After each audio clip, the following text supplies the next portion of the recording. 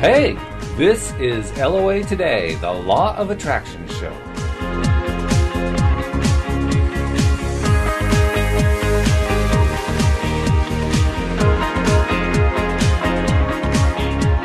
Welcome to LOA Today. Walt Thiessen and Joel Elston here. It's Thursday, October the 13th, 2016. And we're excited today. Of course, we're excited every week, but we're particularly excited this week because we're going to talk about being excited and how being excited has a certain contagious nature to it.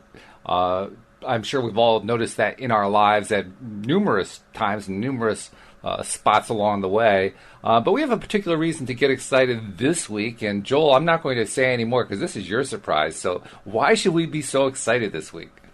Walt, first of all, it's great to talk to you again. I love doing our show. I love our audience, and I can't believe that we're already at October 13th. That's amazing to me. It is. So this year has gone by quickly. Oh, God. This week in particular, Walt, as many of you know, as you know, and as many people know that listen to our program, is I have in the past I had adopted two boys, Chris and TJ, and that was something that I did many years ago, and they had moved on from the home, and never ever would I really consider doing that again. And then a couple years ago, after the loss of my son TJ, I never, it didn't dawn on me that I would ever consider looking into another situation like that. And understandably, after going through that, that's tough to, get back on the horse, so to speak. Right.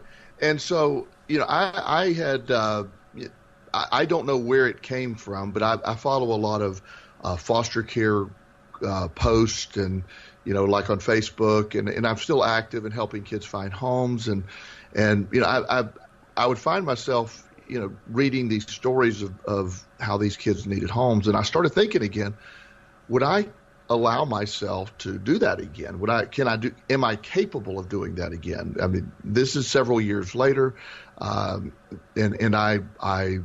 while I have a lot different demeanor than I did when I adopted the boys, my first round, I don't, I'm also 54 years old, and that's quite a responsibility to take. So I played with the idea for a while, and I have several friends that are doctors, psychologists, psychiatrists, and I wanted to make sure that I was in the right frame of mind. So I talked to several of them about it, and they said, "Well, Joel, you're great at what you do. If you ever decide to do it, I know you'll do a great job." And so I started getting excited at the idea. So I decided I was going to at least go through the process of becoming a foster parent again. Now, whether I followed through with that or took a child in, I didn't know. And I've told you about this behind the scenes, Walt. You sort of followed this journey over the last several months. Oh, it's been great to follow too. Yeah. And so we got to a place where I could successfully completed the training, and I became once again an approved therapeutic foster parent. And that was something that I was excited to be, but I also wasn't going to rush into the situation. And I got very specific of if I was going to consider having someone come in, it needed to be really sort of in a range of what I was able to handle now and what I wanted to. Where my previous two boys who I love with all my heart, had quite a bit of challenges that came along with them, and they ended up really being great in the end, how it worked out. But it was quite a heavy load to carry for quite a while. Is that where the whole concept of therapeutic foster parent comes in? Yes, therapeutic foster care is a little different. And therapeutic foster care is for situations where maybe a normal foster home. What I mean by that, not the kids are abnormal, it's just more therapeutic training that goes into understanding kids that may be dealing with issues. And so you get presented cases that, have some pretty extreme behavior. So I received I was approved in June, and I probably received 15 to 20, and I'm not exactly sure, cases that they were seeking placement in my home. And I would review the file, and while I certainly had great empathy for every situation, I wasn't going to just jump into something. And I waited and was getting a little frustrated. I said, well, maybe it's just not meant to be, and I probably might not go through it. And then probably I'm trying to get the timing. Probably about a month ago, I get this file of this amazing young man, and he really the age group. He's 10 years old, and he very bright kid. Just has a lot going for him. So I said, well, and had very, very little behaviors. In fact, I don't even really see the stuff.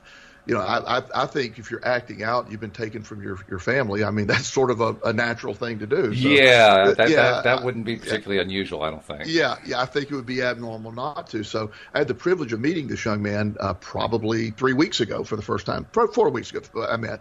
I got to meet him for a brief visit, and I could tell instantly that we had a great bond. He's it was really good.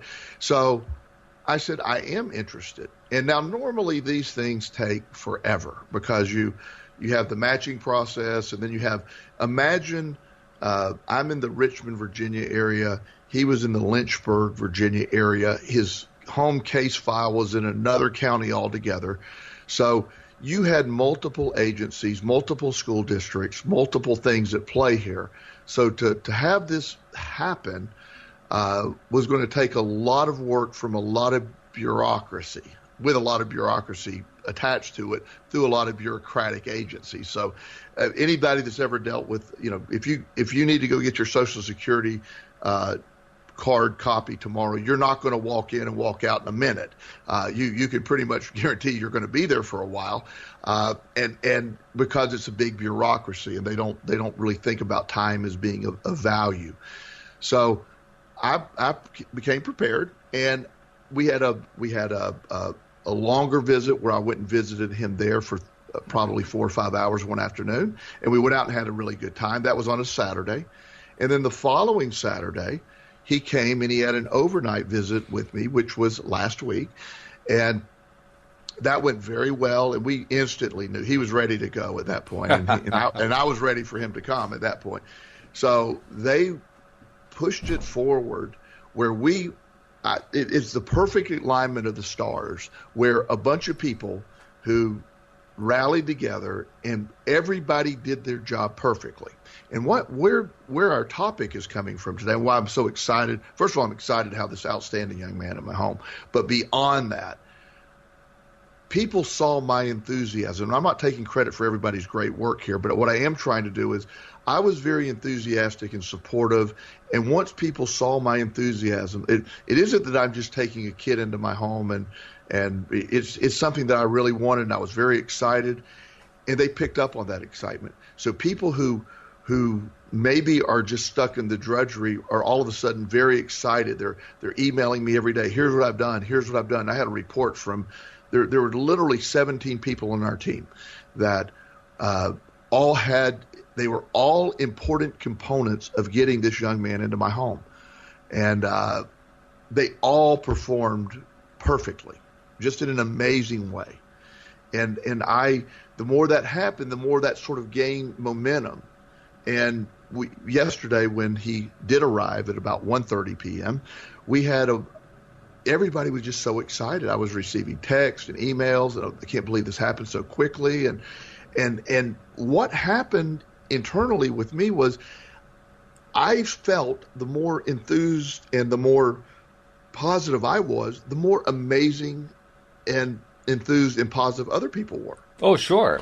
Yeah, and you're right. That is the point of our topic today, because you don't even have to believe in the law of attraction to notice this. This is just something that happens in everybody's life, and all you have to do is just pay attention to it. We live in an emotional universe, and as much as we like to believe that we are rational, carefully, logically calculating creatures, it doesn't happen to be true, including those of us who are the most logical and the most rational. Because when you look at the sequence of events in any kind of so-called logical, rational decision-making mode, at the beginning of it, before the rational thinking even starts, there is an emotional connection of some kind to whatever it is we're talking about that motivates the rational thinking to happen. So everything actually originates emotionally.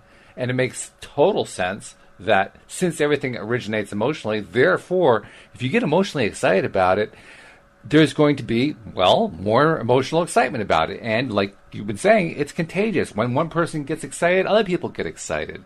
I mean, we experience it through entertainment. When the movie gets exciting or it gets tense, we get excited or we get tense. When it gets suspenseful, we feel the suspense. When it gets scary, we feel scared. I mean, the whole concept of emotional empathy is just how easy it is to get caught up in whatever the emotional mood is around us, and that's what you were experiencing in a wonderful way. Yes, and when we operate in a mindset of excitement and positivity, we become, and I can speak for me, I become so much more productive. Here's an example, when you think you have everything done, and then they said, oh, by the way, you have this 15-page packet you have to fill out. I can either look at that and think, oh my goodness, I've done so much, or let me knock it out right now. And I was at the school, and that was the last piece. She said, well, just get that to me in the next day or two. And I said, give me a desk.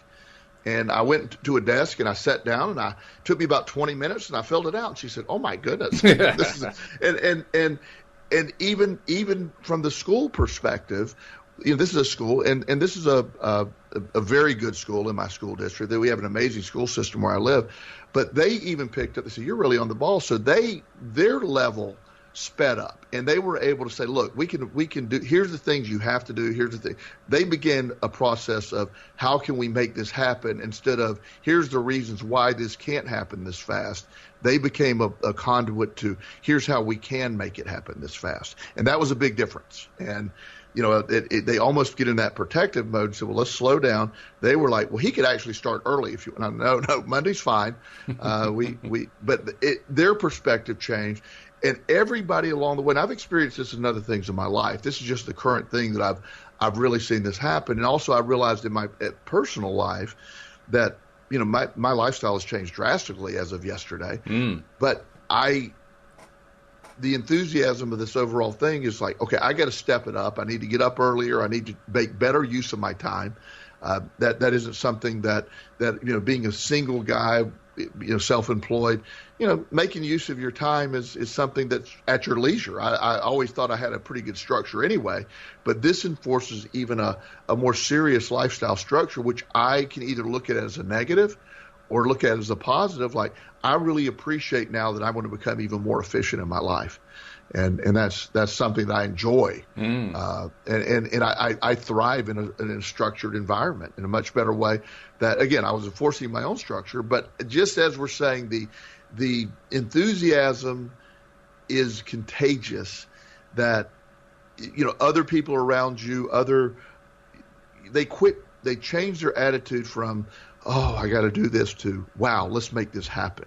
And it becomes a project. And I've seen it happen in the workplace. I've gone into very dysfunctional workplaces in my job as a life coach, and I do corporate trainings as well. And I've gone in helping people that just change their perspective and become enthused about their job. It changes everything. We hear that all the time. The Secret talks about, if you can't, instead of leaving your job, change your perspective of your job. Look at it differently, and you'll be amazed at what that does. And that's why I encourage everyone around me to try to motivate themselves on a daily basis. Just try to be enthusiastic about life. I think it was on the show last week, I mentioned I try to say wow at least once a day. Yeah. I try to be amazed be enthusiastic, be like, wow, this is it's easy to find things to go, oh my God, how bad is our world? Oh, there's so many opportunities, but you're right. Yeah. Oh. Yeah. If we all said wow every single day, even once, yes, the world would change dramatically. Well, and as I point out to people, I can view this, and when I'm looking at it from my foster son's point of view right now, he is so happy to be here. And I cannot have enough positive adjectives to describe how amazing he has been during this process. Just this resilient, brilliant kid. But at the same time, I mean, he's going through a lot of changes. I'm somebody's moving in with. I'm not his biological family, and he knows I care about him, but at the same time, he still loves his family very much. So there's a lot of emotion And there's a lot of stuff that if we can focus on, I can't help what's wrong here, but I certainly can help make what's right even more right. I can make this even a better environment. And that's where my power exists. I can't fix the problem that got him to foster care, but I certainly can fix things that are happening right now. That's a huge fix right there. Because, like you say, you can't fix what happened in the past, but really none of us can. There is nothing new there. Right. The news is that we can fix something in the present. No matter what the situation is, no matter how bad it is, we can still fix it. It's just a question of deciding, are we going to change our perspective? Like you say, are we going to focus differently? And if we do, we got a great chance of pulling it off.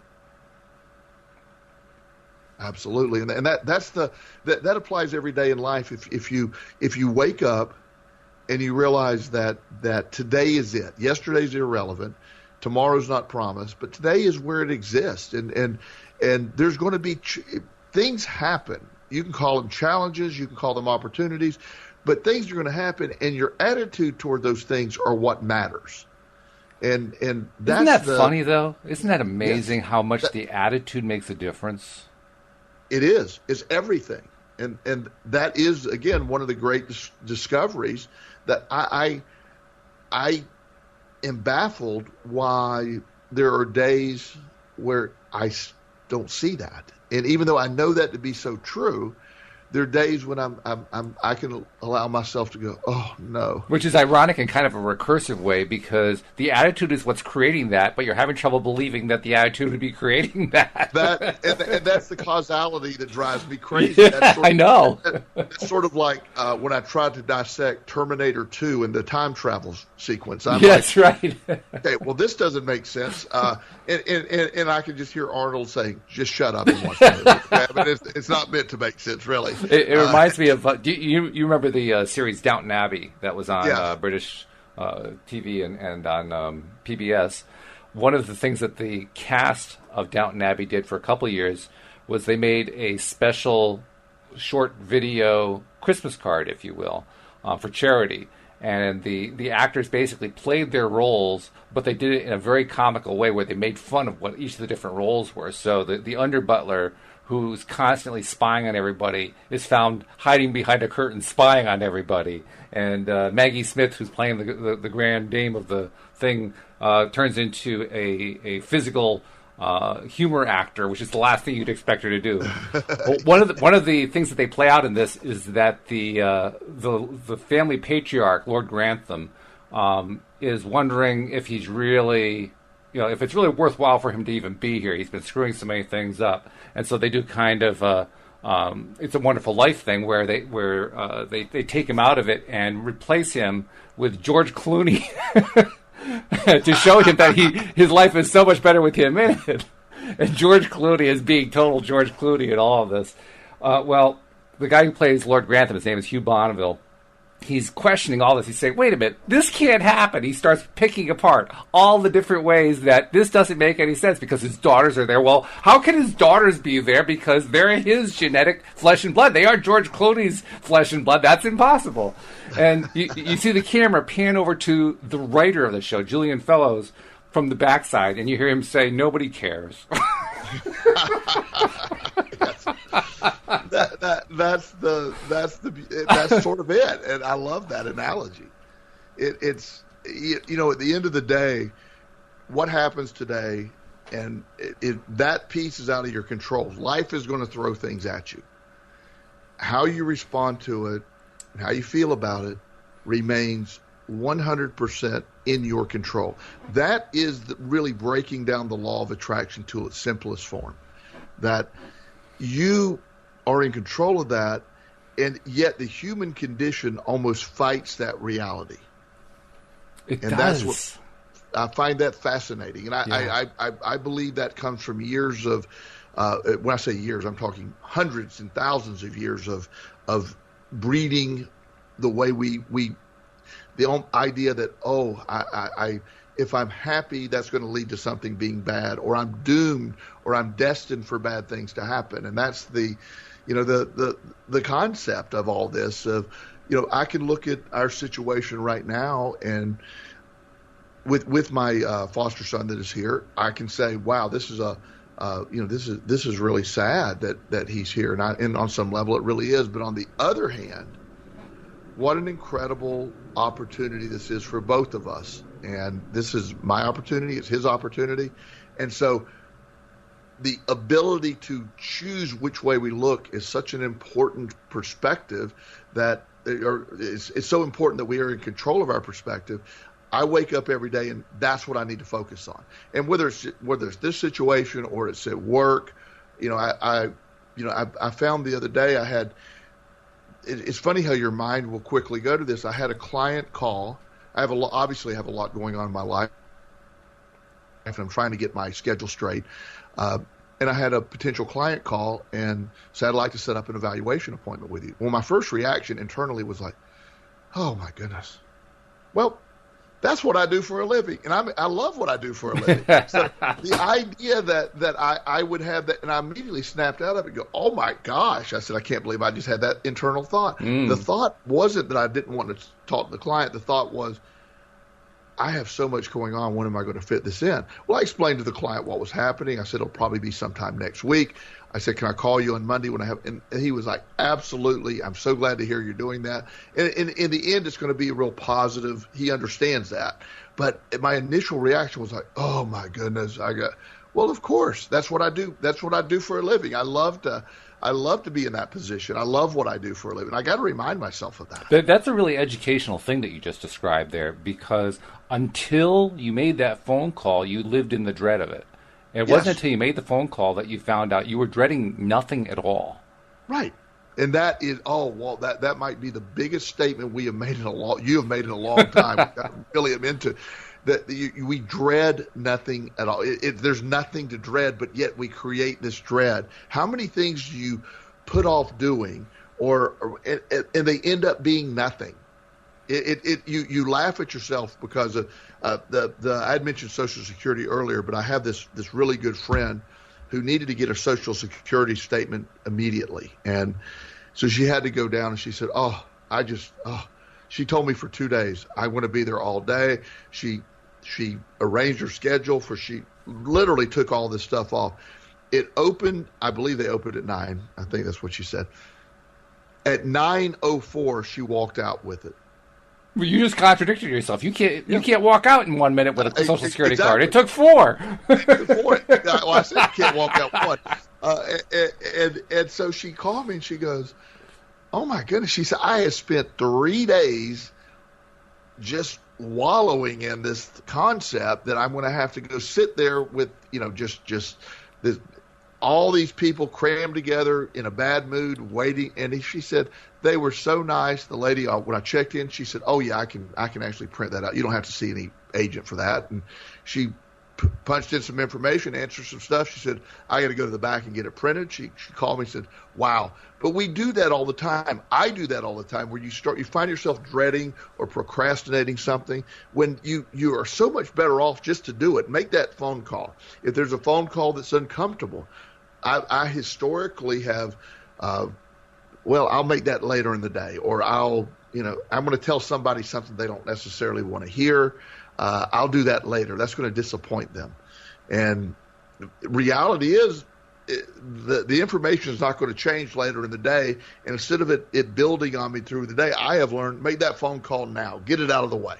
There are 2 lessons that I think of as I hear you describe that, because you described that so well. One lesson is that like you say, it's so important to just get the phone call out of the way, because you're probably making something out of, or nothing out of something. Like you're making a mountain out of a molehill, and it probably isn't even a molehill. But the second one is, this is the one that really captures my attention. Your friend went in with a really negative attitude, and the law of attraction teaches us that when you focus on a certain way, you're likely to attract that. But it didn't happen. It didn't work out the way she feared it was going to work out. In fact, it worked out beautifully, which reinforces something that I forget a lot, and I'm sure other people forget a lot too, which is, yes, when you keep focusing on negative over and over and over again, you will tend to attract negative into your life. But it takes a lot of focus on negative. It does. Well, and this person in particular, she is exceptionally positive, a strong believer in the law of attraction, and was telling me as she said, I know I'm attracting this. And I said, well, then stop. And she said, I can't. And we've all been there too. We all been there, yeah. And she said, I'm dreading it, and I don't want to be dreading it. But she's very, very positive. And she did say before, because we had a talk that morning, and her focus was on, again, my foster son coming here, and she said, look, if I'm here all day, it's no big deal. I'm prepared for it. I brought a book. I can do stuff. I'll be fine. And I'm very excited for what's going to happen at the end of the week when Joel gets his foster kid, and so she actually did change her perspective. She actually did change it. As she walked in, she said, but her fear was, I spent 3 days in the negative and 1 minute in the positive until I walked in. And she said that in her mind, she said that just proves how the positive is so much more powerful when you really do it. It does. Yeah. But how many times I'm a big believer in our internal dialogue being a very important factor in our mood and our perspective and how we view things. So the how I look at how people talk is so important. So when I hear someone say, I have to go to work today, well, that is right off the bat a very negative perspective of I have to. It's not an option. No, it is an option. You can quit and be homeless if you want. You don't have to go to work. Or you can say, I get to go to work. I am blessed to have a job that pays the bills, and I get to go do this. I get to and that's what I remind myself every day. I get up to do the stuff that I love to do. That's an amazing way to live life. That's a good point right there, because when we get into that mode, if you will, where we say, oh, I have to do this again, that is the mode where we're forgetting why we're doing it in the first place. We've limited it to, we're getting a paycheck. But that's not why somebody who keeps doing something that they really love doing, why they keep doing it. They do it because they love it. And for the moment, they forgot about the love. And that's the point. There are times in everybody's life, and I've certainly had mine, where you have to go to work and you're paying the bills. Yep. And there's days when you stay at jobs that you don't want to be at, but you can't leave the job because everybody can't go be a cowboy. You can't just say, I want to go out to Colorado and make $100 a week and live on the ranch. I mean, it just doesn't fit many people's lifestyle. So you have to live within where you're at and pay the bills, but you get to choose your perspective over that. I have a friend that is a Wall Street broker. Now, a lot of people this will anger right off the bat. Just because he's a Wall Street broker. A Wall Street broker, but then he literally hates this job. He said, I get up, I'm on 4 different antacids to get through the day. Ugh. The stress level is ungodly. And this is when we first started talking, and he said, I said, why are you doing it? He goes, I made $5.7 million last year. I said, okay, that's great. I said, why don't you make $5.7 million this year, save it, and then get the heck out of there? If you live, I mean, that's livable money, not in New York City forever, but you could move to Charlotte, North Carolina with $6 million in the bank and do pretty well for a long, long time. You'd be set for life, really, unless you overspend it. Exactly. You have to be, and he could, and he says, well, my kids are in school here. They've been, he has a lot of reasons why he can't do that. Well, they all could be overcome, but he chooses not to. Right. I said, so what we have to do at this point is you have to either accept the job as it is, change the portions of the job that you can change, or quit. I mean, move on. Let's just look at quit complaining about it. Quit worrying about it. Quit stressing over it. And so we went through a series of practices where I said, what are you worried about? When you go in, what are you doing? And he says, well, you got clients screaming at you. You have, it's a very complicated job, so I won't pretend I understand it. But he said, I got pressure from every angle, and I'm having to appease my customers. And I said, well, right off the bat, you're approaching them wrong. Your customers are your enemy in your mind. You're appeasing them. You're not working with them. And so we changed his perspective of who his customers were. And he really reached out to his biggest customers and just made a couple of calls and talked to them several times and really sort of got to know them a little better. And he changed his attitude toward his customers. Then as far as the job goes, when you walk, the market closes at 4, and at 4:15 he's technically done.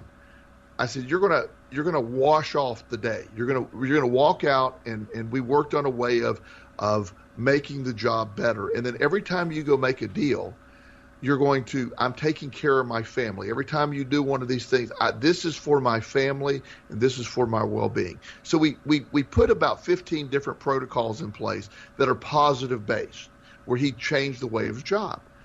So he really got on board with that and quickly started enjoying his job. He looked at it entirely different. Wow. He said, we added working out to the equation to deal with the physical stress. Still has some stress attached to the job. You can't take it all out of being a broker. But a lot of the stuff he was worrying about were just ridiculous. And he changed everything. And so this year he's on track to make quite a bit more money than he made the previous years. But he's also taking vacations. He's also looking at it differently. He said, I quit taking it so seriously and viewed it as a privilege to do what I'm doing, not because there's any redeeming social value to what I'm doing. He goes, there's clearly not. He said, what I am doing is I am providing for my family. And when I made it when I changed my perspective over that my family is going to be given the opportunities a lot of families could never have, and I'm able to do that, and I'm blessed to be in a position to provide that way. He said that changed everything. Then he added to the equation, I'm making so much money, I'm going to start helping other people. So he got very active, and again, the Dave Thomas Foundation helps with foster care and adoption, one of my favorite charities, and I actually asked him to consider them. So he donates quite a bit of money to them. He also helps. He has 4 or 5 places he started helping, and so he made a commitment that he's going to donate $500,000 every year from now on. Wow. Which is a great commitment. And he said, in 1 month, this is the part he found amazing. He said, I wrote checks for $500,000 for that year's donation. He said, in 1 month, I took in an additional $750,000. And he said, wow. And so he said, I gave 250 more. He said, what the heck, He said, my point is, he changed his perspective. He loves his job. The job is still just as obnoxious as it ever was, but his perspective of it changed, Walt. And that's such an exciting thing. We get that choice every day. Mm-hmm. And I love that. It seems difficult, too. It seems impossible his situation was impossible. He hated his job. There wasn't anything he liked about it other than the fact that it made his family a ton of money and enabled them to live the lifestyle that he wanted them to live, which is a really hard reason to go to work every day. It is. And yet, despite that tremendous disadvantage of not having anything about the job that he liked, he was still able to change the perspective and turn it into something that he could enjoy. That's phenomenal. That is such a key, because the idea that he views it differently. He said there is in the Dave Thomas Foundation, they do a really good job of helping kids find homes, and he's able to have sort of some insight. And they one of the workers called him one day and said, because of your donation, here's what we were able to do, and you directly helped 4 children find a home. Oh man. Oh, that's got to feel good.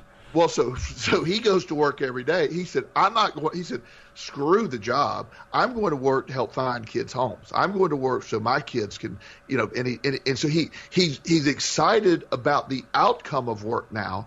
And he said, it's taken all the stress of work away, or most of the stress of work away, because it's not about the things it was about anymore. It's not about, and people in the office have asked him, said, are you on Valium? Are you on Xanax or something? And he laughs and he goes, no, I'm just looking at things a lot differently now. So his income's increased. He's given more money. He said, I feel 10 years younger. He's, off all these medications. He's lost weight. All these positive things have come from him. Simply, all that changed, Walt, was his perspective. And I'm willing to make a wager here. You haven't actually alluded to this at all, but I'm going to make a bet here. I'm going to bet that somewhere along the line, despite the fact that he's doing this job, which he describes as having no socially redeeming value at all, I'll bet you he's going to find a socially redeeming value in it. Yes. And on a sub note, I won't take that bet because I don't do well with that. But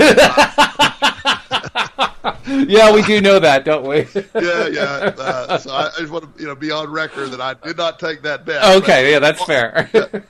You are correct in the sense that I believe he's working to where he can see that, and he said he's playing with the idea of maybe working for creating a fund a mutual fund where there are social redeeming valued companies only in the fund. So there are some things he's thinking about that is leading him to that direction. But you're right, he minimally has already changed to a point of there's value that I can make money and help other people. That has changed him a lot.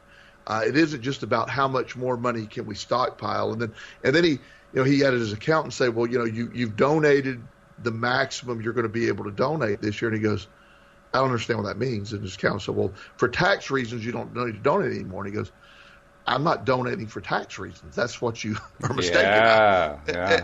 And he saw it differently. And if there's a need, he's able to address it. And that's helping him. And we're all in charge of that, Walt. And that's the example of that positive perspective that we each possess.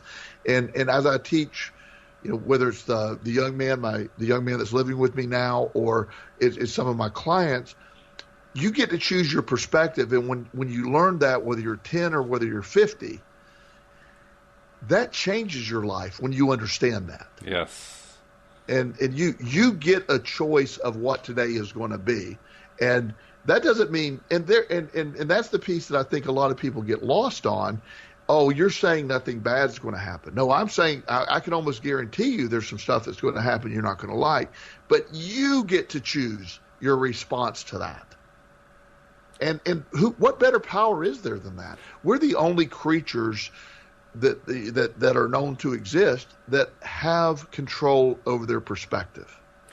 There's also something I want to add to that. Not only do you get to control your perspective of how you're going to respond to it, but when we find a way to respond positively to a negative situation, the sting of the negative situation goes away quicker. Yes. In fact, it can go away amazingly quick. Yes. Whereas when you stay on the other side, where you're moaning and groaning about how bad a situation is, it's almost a sure thing that it's going to just continue to get rubbed into that raw spot until the raw spot is bleeding. Yes, completely. And that's the real big benefit. People want to have a big benefit from changing the perspective. The pain goes away so much faster when something bad happens. Yeah. You are when I continue to master this, and when I perfect it even more, I have seen such a change in my ability to no matter what life has thrown at me, I've figured out that I am in control of that perspective. I get to do that. So it's softened everything that has happened, even the worst of the worst things. And that's amazing. And I think there's even more room within that. I think that I still don't do it as well as I could be doing it. And yeah, I set pretty high standards for myself too. I mean, I'm a bit of a perfectionist, and I'll admit it. Yeah, but I'm very appreciative of where I'm at with it now. I mean, I really am. But I want it. I want this deeper. I want it further. I want to understand it and live it on a more full level, because the taste that I've had of it has been so amazing, and that I love as I go forward with this, that I can keep improving on that, because I seldom have a bad day. I have them, but when I do, I have learned and how to turn on a dime. Sometimes that dime might take a little longer than other dimes, so to speak. But I have learned to deal with that, because the Thursday before, I had a really bad Thursday that we talked about on a couple of shows ago, where I just couldn't pull myself out of a downward spiral. And it was newsworthy, because you don't have many of those. They're pretty rare. Yeah, and so the fact that I was talking about and I was sharing openly with our audience about I just couldn't pull myself out. Well, it was that following Monday that amazing things happened to resolve what created the downward spiral, or what I allowed to create the downward spiral. But also that was when I first got the news that I was going to be able to visit my what is now my foster son for the first time. So it was such an amazing twist to such what I perceived as a horrible day. But I've actually gone back, at least from my perspective now, and realized that Thursday was a lesson. It wasn't really a bad day. It was a lesson. It was a reminder. It was part of my journey. And that's, I look at it and say, I even get to go backwards in time and adjust my perspective of things. And that Thursday was a great day, because it was part of my lesson.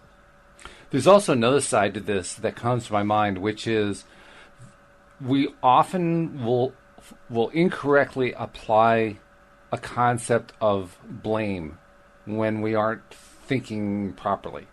Yes. And to illustrate just how misleading that concept of blame is, I'll tell a story that any advocate of LOA can recognize, because they've run into it themselves. I was in a discussion on a Facebook post, and I don't remember all the details of the post, but the bottom line is I made the comment, it was basically a pro-LOA comment, that what was wrong with the post was that they were choosing to focus in a non-productive way, and thereby attracting bad stuff, and all they had to do was change their perspective, and things would happen in a good way. And within the context of the post, somebody responded to me by saying, so if a child gets raped, you're saying that the child is at fault. Now, I could have bid on that one if I wanted to just go emotionally over the edge. I could have bid on that one, but I didn't. What I did was come back to him and say, the problem with what you said is that the word fault implies blame. There's no blame involved. Right. Do people attract stuff to themselves? Sure. I mean, anorexics attract to themselves their anorexia because they won't take food into their mouths. Are there psychological reasons why they don't take food into their mouths? Sure. Do we blame them for that? No, of course we don't. We don't blame them for it. We simply describe this is what's actually happening. So claiming that because something is horrible as a child getting raped implies that we should blame them for attracting it is ludicrous. It's craziness. And yet we take that attitude in so many ways on a daily basis, and it always comes back to haunt us. Well, and in the very beginning of my understanding of the law of attraction, that was the first, that what you just talked about, that subject matter, was my first roadblock, my biggest roadblock.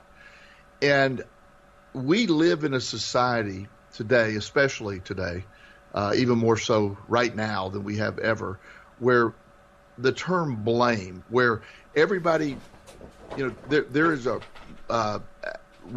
last week there was the hurricane was coming up the coast, and there's all this, blame. Well, did they respond in time, or did the local, the island people, I forget which Georgia island this was, did they respond in time? Did they do this? Did they do it right? They're wanting to open hearings and committees, within days of the hurricane happening about who was at fault. No, the hurricane was at fault. That's what happened. A hurricane came and blew a bunch of stuff down. But we before the dust settles after September 11th, they were wanting to have subcommittee meetings about this and that.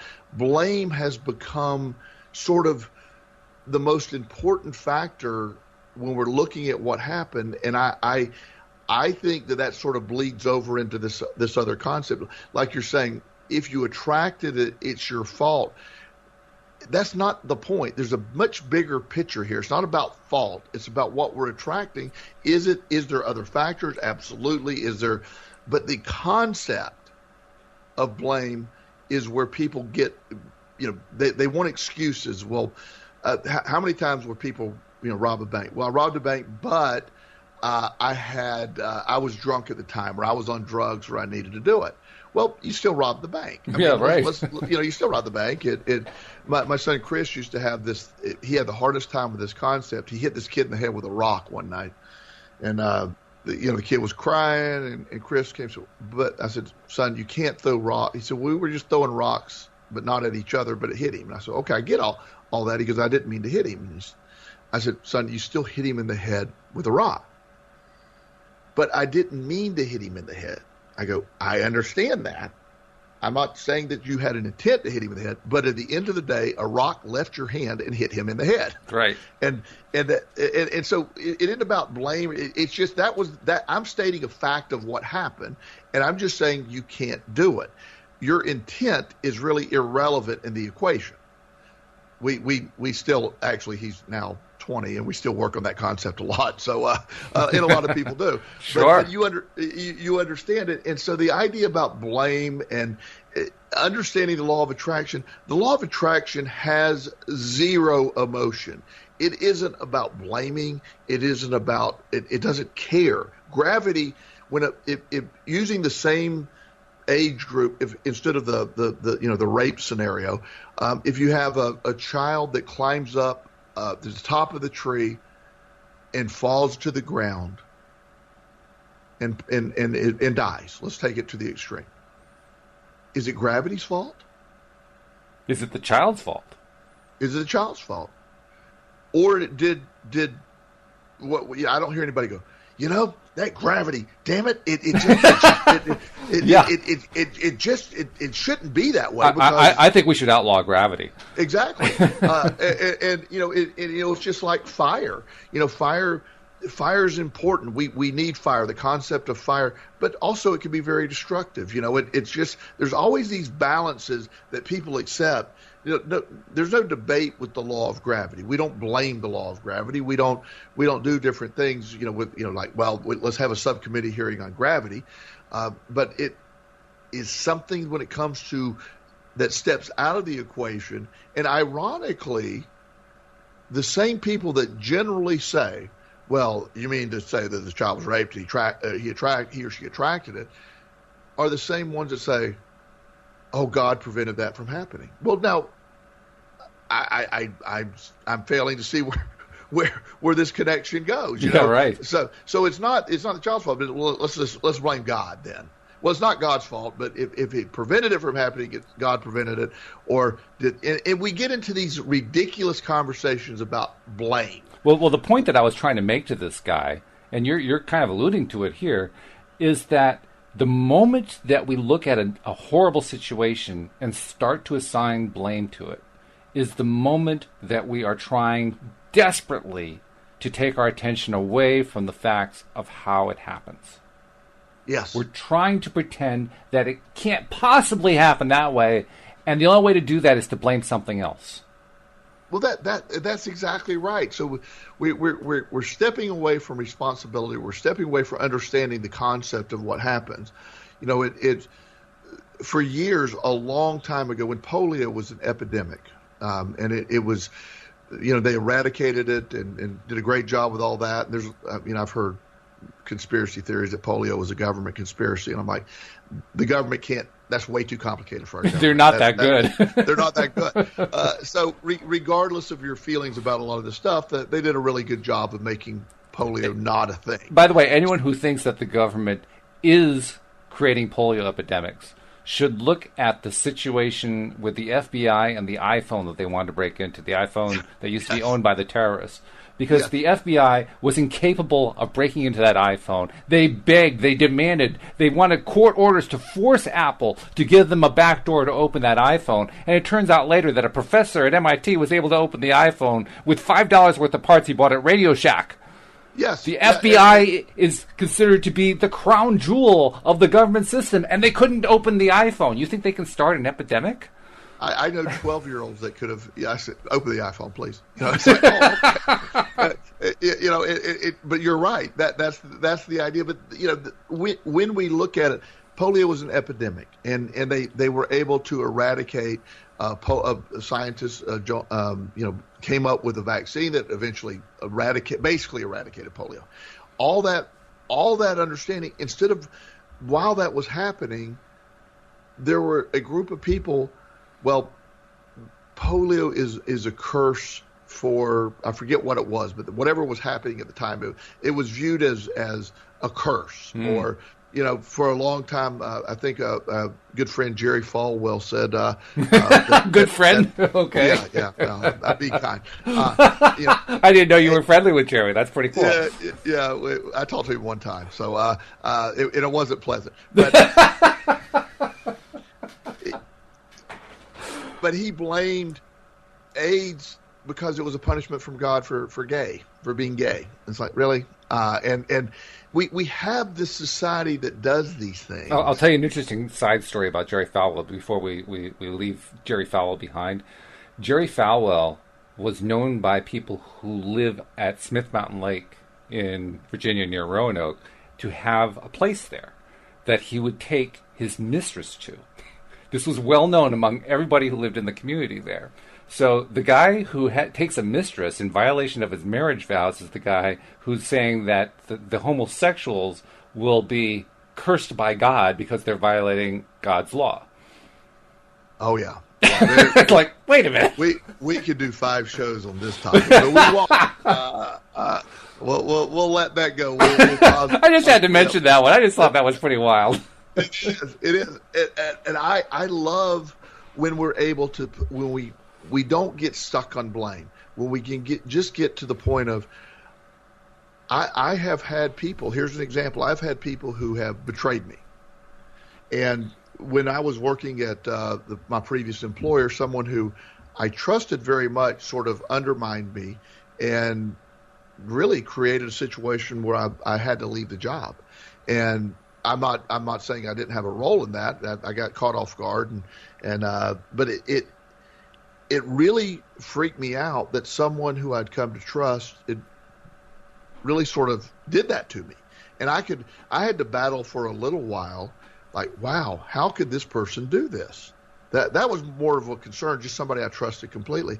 Well, the reality is this person, by doing what this person did, it opened up this next level of my life. So I could focus on being betrayed when I clearly was, or that if that wouldn't have happened, I wouldn't have gone into private practice. I wouldn't have had just an incredible chain of events happened because of that. And so do I want to sit around and harbor or blame or this? No, I actually wrote a letter, which I'm sure made this person angry, or email to this person, thanking them for betraying me.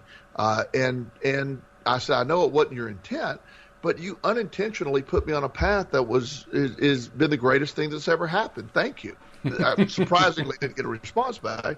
But it's such an incredible thing, Walt, that I want you to, and you know this, and I want our audience to know it. When I spend my energy on blame and focus on the wrong stuff, it's minimally keeping me from the positive of what could come from any situation. Oh, minimally is definitely the word, because that's the least of what it does. Exactly. So if I can even get to that part, but in fact, if I'm writing, I wrote the book, The Bench, and I claim to be working on another one. It appears I'm claiming because I'm not doing a lot of work on it. I allegedly have. But we won't blame you for it. I will blame you for it. It's amazing that I'm angry that book isn't getting written. However, I'm not doing anything to write it, so I'll just sort of leave that to the universe and sort of blame the universe. But the within us is the ability to dissect things and say, wow, this was a catalyst that pushed me to the next level. And I'm so grateful for that happening. Or I could spend the rest of my life bitter and angry over somebody I trusted betraying me. Either way, it is creates an entirely different, depending on which way you go, it's an entirely different path.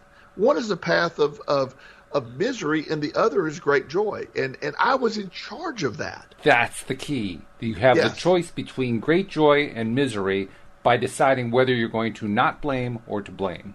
Yes. And that's I know when I have over the years, through my addictive process back in the days of my addiction, everything, I lived the ultimate law of attraction life, except it was all negative. It was nothing. But one little tiny detail. It was all law of attraction, but I didn't realize I was living law of attraction. But I kept bringing nothing but negative to the table, and it got worse and worse. And when I would think it couldn't get any worse, it would get much worse. And that was a brutal time. And I could be very angry about a lot of the stuff that happened then, or I can say, that was part of the process to get me to where I'm at today. And while I don't want to go through it again, it was necessary. And I don't view it as bad anymore. Mm-hmm. That's huge, Walt. That's huge. It's truly remarkable how when we get into one of those negative spirals, how consistent the result is. Yes. And that's just the whole thing that you as a practitioner of the law of attraction, as me as a practitioner of the law of attraction, that didn't come out right, but you understood what I was trying to say. We live daily with choices, and each choice dictates our reality. And when you look at it that way, everything from what you program, we talk about not watching the news, everything you program. This week I took a 6-minute break from my news blackout only because I wanted to check on the hurricane. I have a lot of friends, down in Florida, and I just wanted to see where that was going. And even within the forecasting of the hurricane, I picked up on negative anticipation. What happened is the hurricane had actually gone to the east a little bit, which was great news. It was great news for the people in the Tampa Bay area, for example, because the storm was predicted maybe even going over Florida completely, which would have been horrible for my family on the west coast of Florida. Well, by clicking over, and I understand what they're trying to do, but the forecaster or the performer who is a meteorologist, I don't know what they call them, kept saying, but let me caution you that this is still, it was almost like, don't take anything good out of it moving to the east. I want you to be aware this is still very, very dangerous, and it's still there will be people that die from this hurricane. And it was almost like let's don't look at anything positive. Let's keep focusing on the negative. Yeah, I think we can take the word almost out of that sentence. That's exactly what he was doing. Yes, and so I'm sure he's not aware of that, and I'm sure that he, and they're I get there's a concept that we don't want people to let their guard down. I understand all that stuff, but the reality is, from a law of attraction standpoint, he was begging it to turn back inward toward Florida. That from a law of attraction standpoint, and I laughed. I turned it quickly off when I realized even the weather forecast is negative. It's just it ended up that, at least as far as my family, and I know there's a lot of people affected, but my family in Florida really had a lot of rain, but that's the only impact they had from the storm. And like Virginia, where we live, there was talk here. Oh, it could come right over Richmond. I've heard that from our local forecasters. I work out at a gym with one of the weathermen. He said, "This could be serious, everybody." And I laugh at it. Really? I said, "It's a week away. It's not likely to hit us." Oh, I think it's going to. Well, it's heading out, and I'm not minimalizing the damage done from the hurricane. Well, you know me, but I'm just talking about.